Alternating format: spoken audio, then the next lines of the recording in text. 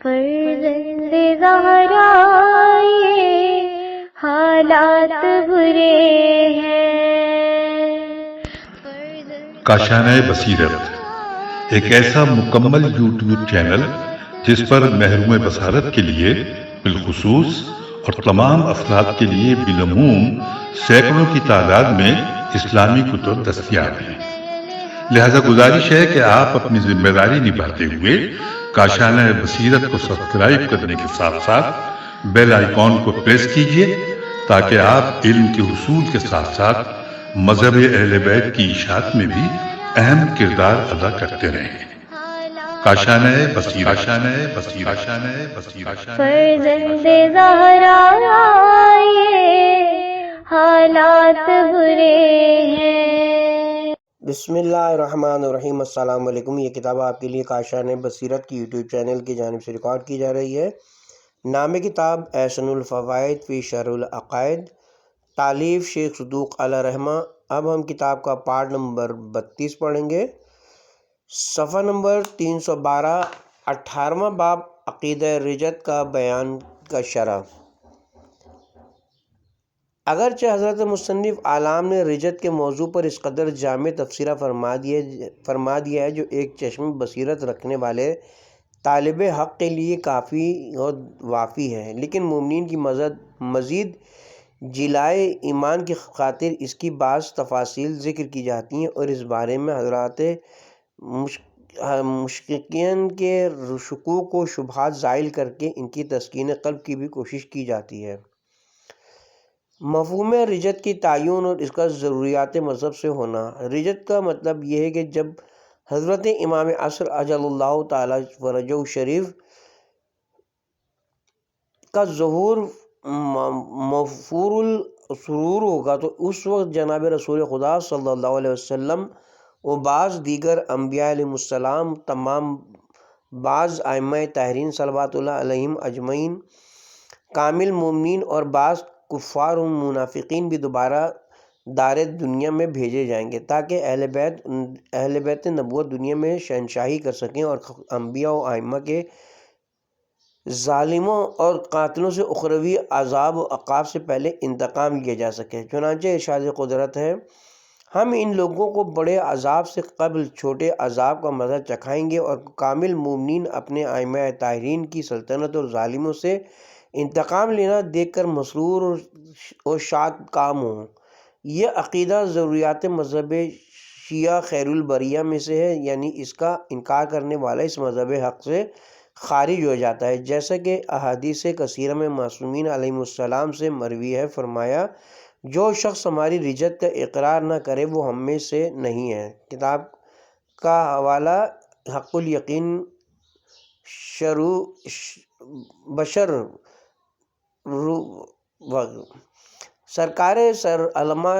سرکار علامہ مجلسی نے اپنے رسالہ اعتقادیہ میں فرماتے ہیں، واجب ہے کہ جب تم رجت پر ایمان رکھو کہ یہ رجت شیعوں کے خصائص میں سے ہے اور اس کا مذہب اہل بیت ہونا شیعہ اور سنی دونوں کے درمیان مشہور و معروف ہے۔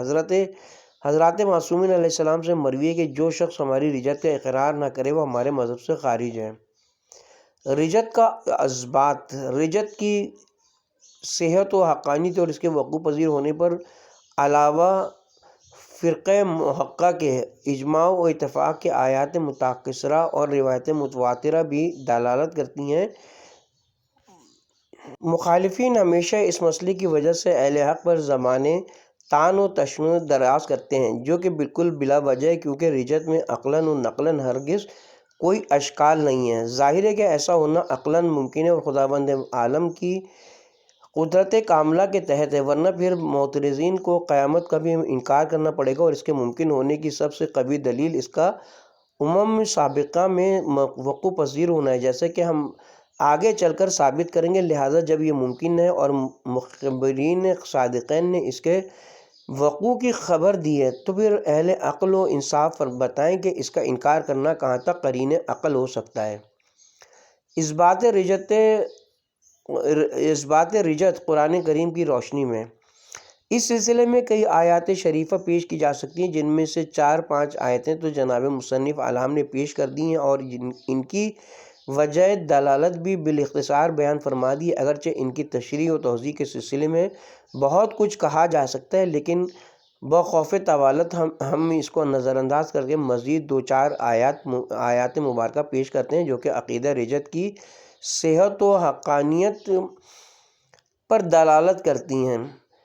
پہلی آیت مبارکہ ارشاد قدرت ہے، سورہ توبہ پارہ نمبر 10 رکوع نمبر 11۔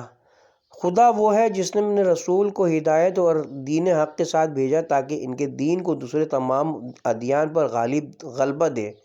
اگرچہ مشرک اس بات کو ناپسند ہی کریں، جو ظاہر ہے کہ یہ غلبہ اب تک حاصل نہیں ہو سکا، حالانکہ قرآن کی صداقت میں تو کوئی مسلمان شک و شبہ کر نہیں سکتا، لہٰذا ماننا پڑے گا کہ ایک ایسا زمانہ آنا ضروری ہے جس میں دین اسلام کو مکمل تسلط و غلبہ حاصل ہو، اور یہی زمانہ رجت ہے۔ جیسا کہ اس آیت مبارکہ کی تفسیر میں متعدد روایات موجود ہیں، حتیٰ کہ بعض مفسرین اہل سنت نے بھی اس کی تفسیر میں صراحت کے ساتھ لکھ دیا ہے۔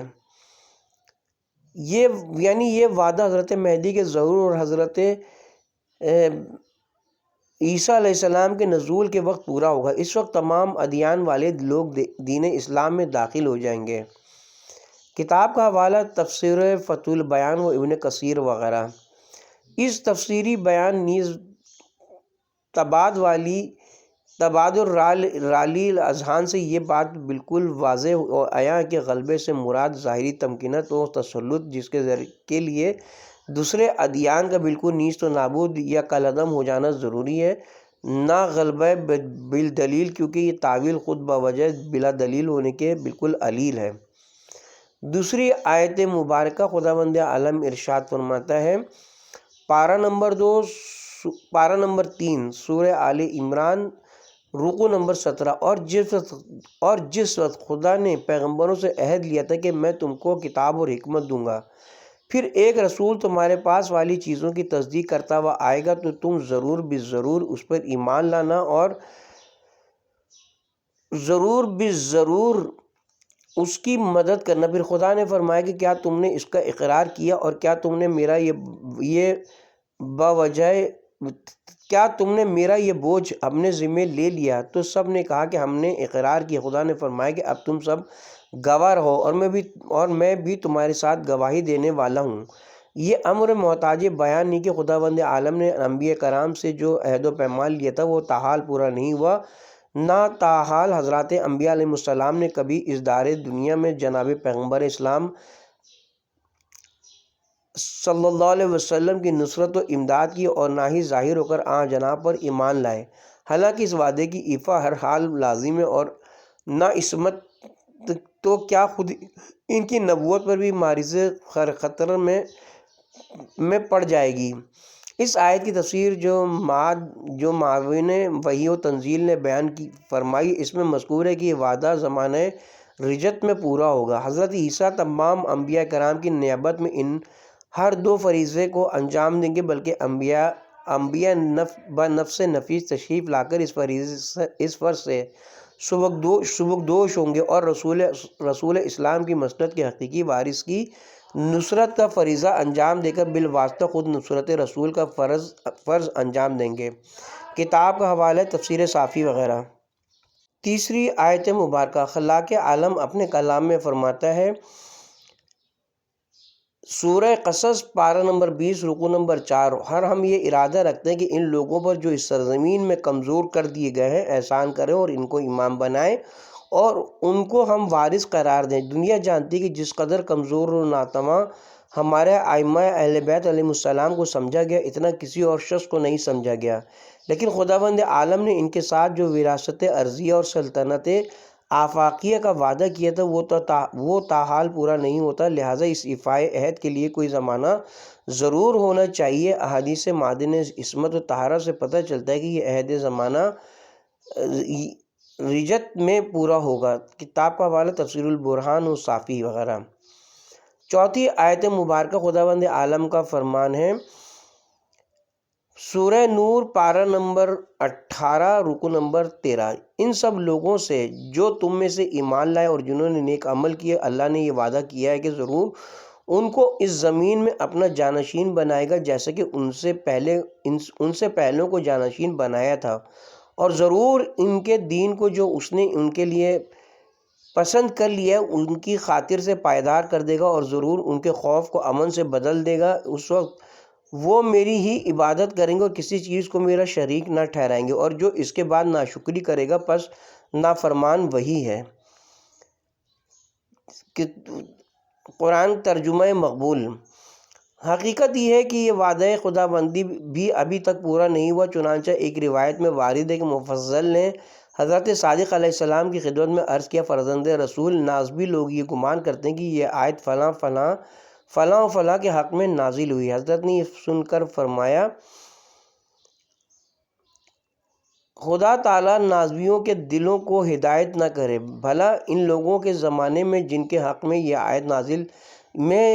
آیت کا نزول بتاتے ہیں، اس دین کو جو خدا اور رسول کا پسندیدہ ہے، کب اس طرح تمکینت حاصل ہوئی تھی کہ تمام امت اسلامیہ میں امن و امان قائم ہوا ہو اور ان کے دلوں سے خوف و ہراس اور شک و شبہات دور ہو گئے ہوں۔ تم دیکھتے ہو کہ ان کے درمیان جنگوں کا سلسلہ برابر جاری و ساری رہا۔ کتاب کا حوالہ تفسیر صافی۔ لہٰذا اس آیت میں جو وعدہ بعض مخصوص ذوات مقدسیہ سے کیا گیا ہے، اس کے پورا ہونے کے لیے بھی ایک زمانہ درکار ہے، اور وہ زمانہ رجتی ہے، جیسے کہ تفاسیر اہل بیت میں وارد ہے، ملاحظہ تفسیر برہان و صافی وغیرہ۔ 5ویں آیت مبارکہ اور ارشاد ایزدی ہے، سورہ انبیاء پارہ نمبر 17 رکو نمبر 7۔ جس بستی کو ہم نے ہلاک کیا ہے اس کے اہل پر رجت حرام ہے۔ ظاہر ہے کہ یہ آیت قیامت کے متعلق تو نہیں ہو سکتی، کیونکہ اس میں تو سب لوگ ہی محشور ہوں گے، خواہ وہ ہلاک شدگان ہوں اور خواہ اپنی طبعی موت مرنے والے ہوں، جیسا کہ ارشاد قدرت ہے۔ لہٰذا ماننا پڑے گا کہ یہ ہلاک ہونے والوں کا رجوع نہ کرنا کسی اور وقت سے متعلق ہے، اور وہ یہی زمانہ رجت ہی ہے، جیسا کہ تفسیر قمی وغیرہ میں مروی ہے۔ کتاب کی ہیڈنگ ہے اثبات رجت احادیث معصومین کی روشنی میں۔ اس سلسلے میں وارد شدہ روایات حد تواتر تک پہنچی ہیں، اور بوجہ کثرت ان کا عدد و احصاء یہاں ممکن نہیں ہے۔ محدث جلیل سید نعمت اللہ جزائری انوار نعمانیہ میں فرماتے ہیں، یعنی حضرت امام حسین اور حضرت امیر المومنین علیہ السلام کے زمانے رجت میں تشریف لانے کے متعلق تو روایات متواترہ ہیں، اور دوسرے ائمہ تحرین کے متعلق بھی قریب متواتر ہیں۔ ہمارے بعض مشائخ عظام حضرت علامہ مجلسی نے اس سلسلے میں تقریباً 200 روایتیں قابل وثوق 40 محدثین اور کتب معتبرہ میں سے 50 معتبر کتابوں سے بحار الانوار میں نقل کی ہیں۔ حق الیقین مولانا سید عبداللہ شبر وغیرہ کتب مبسوطہ میں 40 صفحوں تک یہ احادیث پھیلی ہوئی ہیں۔ خوف طوالت مانے، ورنہ کچھ اخبار ضرور یہاں درج کی جاتی ہیں۔ کتاب کی ہیڈنگ ہے کیفیت رجت پر اجمالی ایمان رکھنا کافی ہے۔ باقی رہیں اس رجت کی تفاصیل کے آیات جناب رسول خدا اور تمام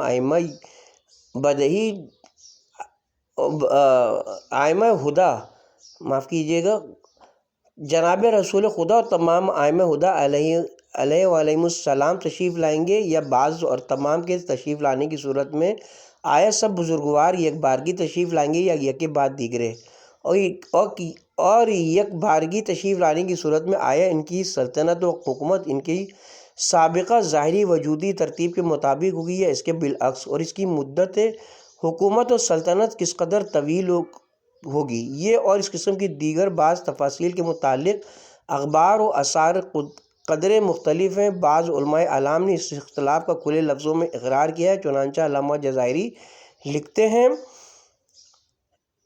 حق و انصاف یہ کہ رجت کے بارے میں اخبار باوجود کثیر التعداد ہونے کے باہم بہت مختلف ہیں۔ من جملہ ان کے باہمی اختلاف کے ایک اختلاف یہ کہ ائمہ اطہار علیہ السلام کی بادشاہی کی ترتیب کس طرح ہوگی۔ انہی اختلافات کے پیش نظر علماء محققین رضوان اللہ علیہم اجمعین نے ان امور کے متعلق اجمالی ایمان اور ایقان رکھنے اور تفاصیل کا علم حضرات ائمہ علیہم السلام کے سپرد کرنے کی تاکید فرمائی ہے۔ چنانچہ علامہ سید عبداللہ شبر، جنہیں مجلس ثانی کہا جاتا ہے، اپنی کتاب حق الیقین عربی جلد ثانی میں مکمل 48 صفحات تک مباحث رجت لکھنے کے بعد بعنوان تنبیہ رقم طراز ہیں،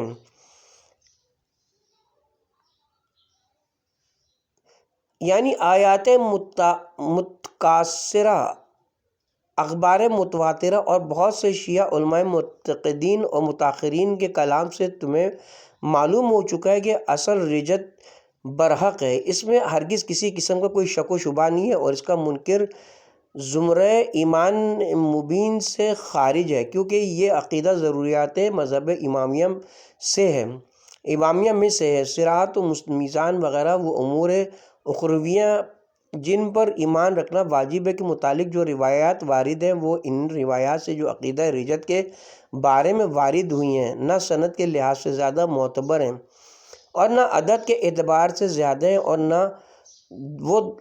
اور نہ دلالت کے لحاظ سے زیادہ واضح ہے۔ رجت کے بعض خصوصیات میں اختلاف کا ہونا اصل رجت کی حقانیت پر اثر انداز نہیں ہو سکتا، جس طرح کہ صراط و میزان وغیرہ امور کی خصوصیات میں اختلاف موجود ہے، جس کی تفصیل بعد میں بیان ہوگی۔ لہذا اصل رجت پر ایمان رکھنا ضروری ہے کہ اس میں بعض مخلص مومن اور بعض خالص کافر دوبارہ زندہ ہوں گے، اور اس کے باقی تفصیلات کو ائمہ اطہار کے سپرد کرو۔ حضرت امیر المومنین اور جناب سید الشہداء کی رجت کے بارے میں تو احادیث تواتر معنوی تک پہنچے ہوئے ہیں، اور باقی ائمہ طاہرین کی رجت کے متعلق قریب بہ تواتر ہیں۔ باقی رہا یہ امر کہ جب وہ تشریف لائیں گے تو یکبارگی تشریف لائیں گے یا یکے بعد دیگرے، اور پھر سابقہ ترتیب کے مطابق یا اس کے خلاف، ان حقائق کو خداوند عالم اور اس کے اولیاء علیہم السلام کے سپرد کر دو۔ رجت کے بارے میں بعض شبہات کے جوابات۔ آخر کلام میں رجت کے متعلق بعض شبہات کا ازالہ مناسب معلوم ہوتا ہے۔ پہلا شبہ اور اس کا جواب۔ آخر عقیدہ رجت میں کیا فائدہ کہ ہم اس کے قائل ہوں؟ اس شبہ کا جواب یہ ہے کہ رجت کا سب سے بڑا فائدہ تو یہ کہ سرکار محمد و آل محمد علیہم السلام کی سلطنت ربانیہ و حکومت الہیہ قائم ہوگی، اور کفر و شرک صفحہ ہستی سے حرف غلط کی طرح مٹ جائے گا، اور دین اسلام کا بول بالا ہوگا، اور اسے تمام ادیان پر غلبہ و تسلط حاصل ہوگا۔ اس وقت شیعان علی و موالیان آل ابا کی آنکھیں یہ ایمان افزا مناظر دیکھ کر ٹھنڈی ہوں گی، اور ملت گریہ کن کو اسی دنیا میں آل رسول کی شہنشاہی دیکھ کر اور قاتلین اطرت اطہار سے انتقام لیتے ہوئے دیکھ کر دائمی مسرت و شادمانی حاصل ہوگی، کیونکہ رجت کے زمانے سعادت قرآن میں وہ سب کچھ ہوگا جسے یہ وہ روح پرور مظاہرات دے کر اہل ایمان خوش و خرم ہوں گے۔ زمانے رجت میں کیا ہوگا؟ ان سب امور کا تذکرہ جو اس وقت وقوع پذیر ہوں گے تو موجب توالت ہے۔ یہاں مومنین کرام کی جلائے ایمانی کی خاطر مختلف احادیث شریفہ سے منتخب کر کے یہاں چند امور کی ایک اجمالی فہرست درج کی جاتی ہے۔ نمبر 1، امام زمانہ کے مظفر و منصور لشکر میں جن و انس اور فرشتے شامل ہوں گے۔ نمبر 2، تمام حیوان و طیور، درند و پرند اور چرند کی موجودہ باہمی فطرت مبدل بالفتح ہو جائے گی، اور وہ سب باہم مل جل کر نہایت خوشگوار زندگی بسر کریں گے۔ نمبر 3، زمین اپنے تمام مخفی خزانے خدمت میں امام علی مقام میں پیش کر دے گی۔ نمبر 4، بارش بر وقت ہوگی، اور اس کی وجہ سے میوہ جات اور دیگر ہر قسم کی نعمات باکثرت ہوں گی۔ نمبر 5، تمام اہل ایمان کے پاس مال و دولت کی اس قدر فراوانی ہوگی کہ حقوق مالیہ، زکوٰۃ و خمس وغیرہ کا مستحق ملنا دشوار ہو جائے گا۔ نمبر 6، امام زمانہ کے وجود ذی وجود کی برکت سے اہل ایمان کی عقلیں کامل ہو جائیں گی۔ نمبر 7، لوگوں کے سینے میں حسد اور بغض و کینے کا جو غبار ہوگا وہ محبت و آشتی کے پانی سے دھل جائے گا۔ نمبر 8، موالیان اہل بیت کی قوت بصارت و سماعت میں غیر معمولی ترقی ہو جائے گی، یہاں تک کہ شرق و غرب میں رہنے والے مومنین ایک دوسرے کو دیکھ کر باہم گفتگو کر سکیں گے۔ نمبر 9، اس ایمان کی تمام جسمانی بلیات و آفات اور امراض و آہات سے دور ہو جائیں گی۔ نمبر 10، زمین عدل و انصاف اور جناب کے مراحم و الطاف سے لبریز ہو جائے گی۔ نمبر 11، تمام ادیان باطلہ لوح کائنات سے حرف غلط کی طرح محو کر دیے جائیں گے اور بجز دین حق اور کوئی مذہب اور دین باقی نہیں رہے گا۔ نمبر 12، حضرت عیسیٰ علیہ السلام جناب کی نصرت و ہم رکابی کا شرف حاصل کرنے کے لیے آسمان سے زمین پر نزول اجلال فرمائیں گے اور امام زمانہ کی اقتداء میں نماز ادا کریں گے۔ دوسرا شبہ اور اس کا جواب، ہو سکتا ہے کہ کفار و منافقین رجت میں رجوع کرتے ہی اپنے سابقہ گناہوں سے توبہ کر لیں تو پھر ان سے انتقام کس طرح لیا جائے گا؟ اس شبے کا کئی طرح جواب دیا جا سکتا ہے۔ اولاً رجت چونکہ قیامت صغریٰ ہے، اس میں قیامت کبریٰ کی طرح باب توبہ بند ہو جائے گا، اس لیے اس وقت کفار و مشرکین اور ظالمین کی کوئی توبہ منظور نہ ہوگی۔ چنانچہ ارشاد قدرت ہے، یعنی جب اللہ سبحانہ کی بعض نشانیاں ظاہر ہو جائیں گی تو کسی نفس کو اس وقت ایمان لانا فائدہ نہ دے گا جو اس سے قبل ایمان نہ لا چکا ہوگا۔ اس آیت مبارکہ کی تفسیر زمان رجت کے ساتھ کی گئی ہے۔ ثانیاً، اس وقت ان لوگوں کو بطور مکلف ہونے کے نہیں اٹھایا جائے گا تاکہ کسی عمل خیر یا شر کو بجا لائیں، ان کو انتقام و عذاب کے لیے زندہ کیا جائے گا، لہٰذا ان کے توبہ کرنے یا اس کے قبول ہونے یا نہ ہونے کا سوال ہی پیدا نہیں ہوتا۔ ثالثاً، جب عذاب کے نزول کا وقت ہو اس وقت توبہ قبول نہیں ہوتی، جیسا کہ فرعون و قارون وغیرہ کے قرآنی واقعات سے ظاہر و حویدہ ہے۔ رابعاً، ممکن ہے کہ ان لوگوں کی شقاوت و تغاوت اس حد تک پہنچ چکی ہو کہ دوبارہ دنیا میں آنے کے باوجود بھی توبہ نہ کریں گے۔ چنانچہ خداوند عالم بعض بدبخت لوگوں کے متعلق خبر دیتا ہے کہ وہ عذاب الہی کو دیکھ کر دنیا میں دوبارہ آنے اور آ کر عمل صالحہ کرنے کی استدعا کریں، لیکن ارشاد قدرت، اگر بالفرض انہیں دوبارہ بھیج بھی دیا جائے تو یقیناً پھر بھی وہ انہی افعال ناشائستہ کا ارتکاب کریں گے جن سے ان کو روکا گیا تھا۔ معلوم ہوا کہ کچھ ایسے سرکش انسان بھی ہوتے ہیں کہ جو سب کچھ دیکھنے کے بعد بھی عبرت و نصیحت حاصل نہیں کرتے۔ چنانچہ رجت کے متعلق بعض آثار سے معلوم ہوتا ہے کہ ان لوگوں کے ذہن میں شیطان یہ بات ڈال دے گا کہ تمہیں آزادانہ زندگی گزارنے کے لیے بھیجا گیا ہے، لہٰذا وہ توبہ کے لیے موفق ہی نہ ہو سکیں گے۔ تیسرا شبہ اور اس کا جواب، رجت کے عقیدے سے تناسخ لازم آتا ہے، لہٰذا اسے تسلیم نہیں کیا جا سکتا۔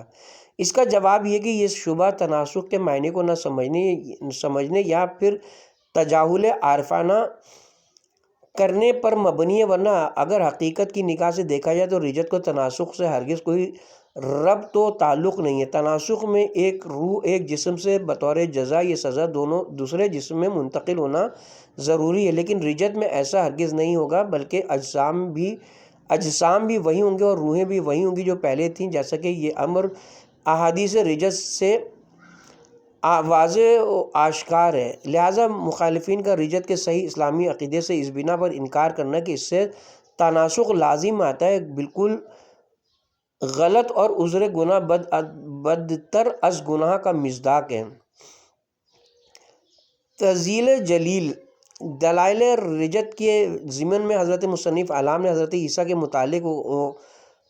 متعلق وارد شدہ آیت کے ساتھ جو تمسک فرمائے، اس سے وفات عیسیٰ متحرش ہوتی ہے کہ جو کہ مسلمانوں کے مشہور نظریے کے خلاف ہے۔ فریقین کے اکثر علماء، محدثین، مفسرین اور متکلمین اس امر کے قائل ہیں کہ حضرت عیسیٰ تاحال خداوند عالم کی قدرت کاملہ سے بقد حیات آسمان پر زندہ موجود ہے، زمان رجت میں دنیا میں تشریف لائیں گے اور پھر اپنی طبعی موت انتقال کریں گے۔ اس امر پر تقریباً تمام مسلمانوں کا اتفاق ہے اور فریقین کی روایات اس سلسلے میں حد استفاضہ تک پہنچی ہوئی ہیں، بلکہ بعض علماء نے تو ان کے تواتر کا بھی اعادہ کیا ہے۔ ہاں، ایک شاذ و نادر قول یہ کہ ان کی وفات واقع ہو گئی، مگر یہ قول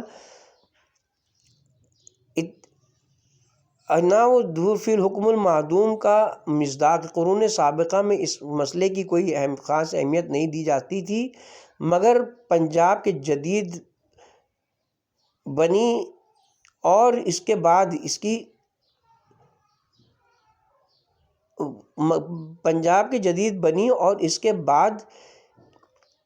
اس کی امت مرزائیہ نے خواہ مخواہ اس مسئلے کو غیر معمولی اہمیت دے کر معرکۃ الآراء بنا دیا ہے۔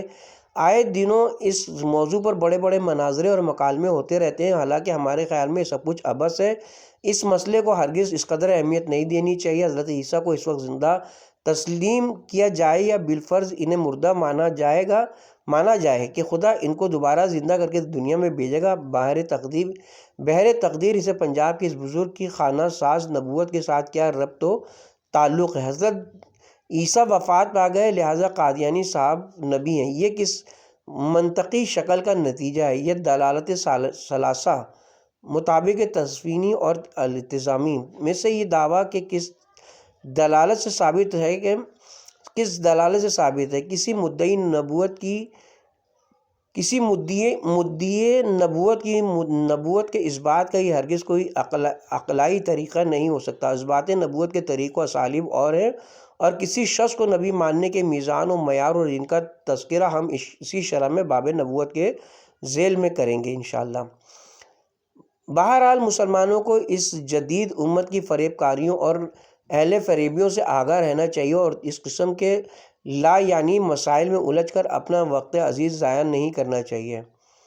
وفات عیسیٰ پر کیے گئے استدلال کا جواب۔ چونکہ وفات عیسیٰ کے قائلین قرآن مجید کی بعض آیات سے تمسک کیا کرتے ہیں، ان میں سے سر فہرست وہی آیت ہے جو متن رسالہ میں مذکور ہے، جس کا ترجمہ کیا جاتا ہے اے عیسیٰ میں تجھے مارنے والا ہوں اور اپنی طرف بلند کرنے والا ہوں۔ اس استدلال کا بچند وجوہ جواب دیا جا سکتا ہے۔ پہلا جواب بالصواب قولی باب تحفل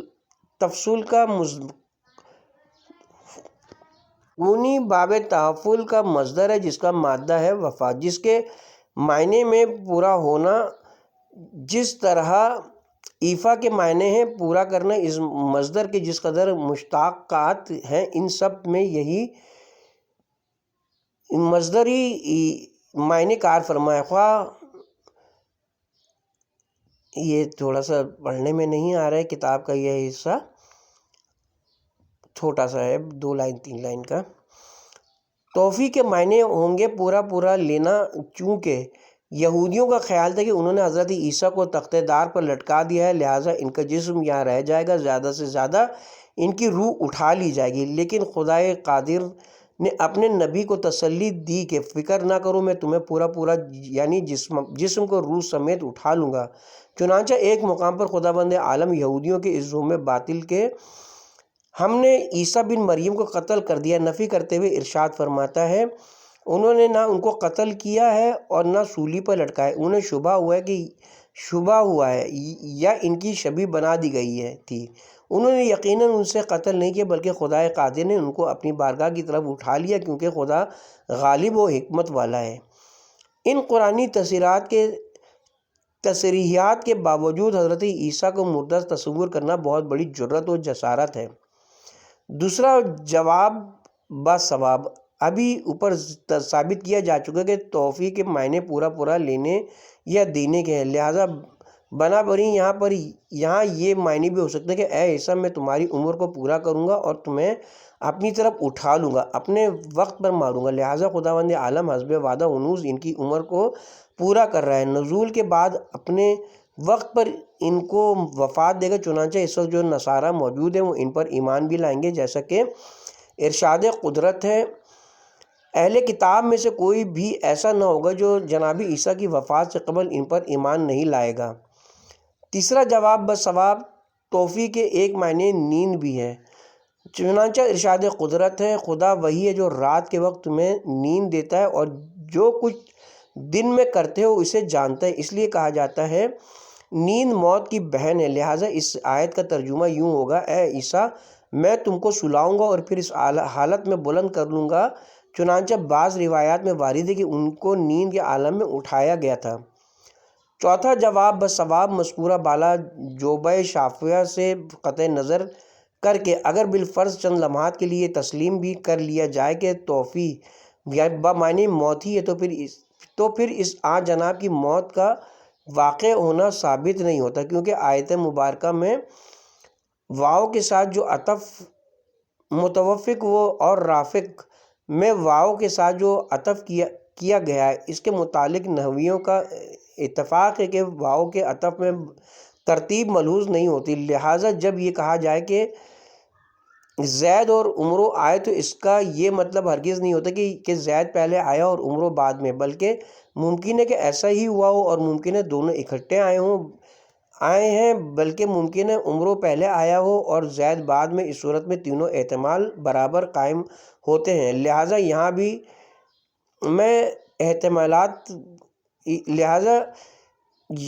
بھی یہی احتمالات ہو سکتے ہیں، لہٰذا عین ممکن ہے کہ دفع الاسما پہلے ہو اور موت بعد میں واقع ہو۔ ظاہر ہے کہ اذا جال احتمال بطل الاستدلال۔ اگرچہ اس سلسلے میں اور بہت سے جوابات دیے جا سکتے ہیں، مگر طالبان حق و حقیقت کے لیے یہی 4 جوابات کافی و وافی ہیں۔ جو شخص ان جوابات کو بنظر غیر دیکھ لے گا وہ اس سلسلے میں منکرین حیات مسیح کی پیش کردہ دیگر بعض آیات مثل کے حقیقی مفہوم کو سمجھ کر ان کمزور استدلالات کے جوابات بآسانی دے سکے گا۔ 18واں باب عقیدہ رجت کا بیان کا سلسلہ ابھی جاری ہے، لیکن ہم یہاں پہ کتاب کے پارٹ نمبر 32 کا اختتام کرتے ہیں اور پارٹ نمبر 33 کا آغاز ہم اسی باب سے 18ویں باب عقیدہ رجت کے بقیہ حصے سے کریں گے انشاءاللہ۔